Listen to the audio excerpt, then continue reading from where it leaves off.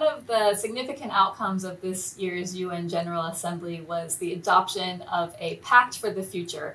This is a recognition by the member states that the context in which the United Nations is working is changing. The Pact introduces two key initiatives. One is the Global Digital Impact, which focuses on AI, and the other is the Declaration on Future Generations, which is really aiming and attempting to account for the pressures that today's youth and tomorrow's youth are going to face in future years. We have increasing conflicts that are protracted in nature and increasingly complex. We have a world that is being impacted by climate change, and the frequency and severity with which climate's impacts are hitting countries is growing.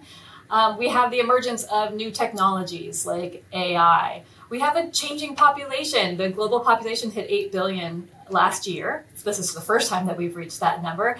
And how that population is distributed around the globe is changing, right? We have an aging US and Europe and many parts of Asia, including China.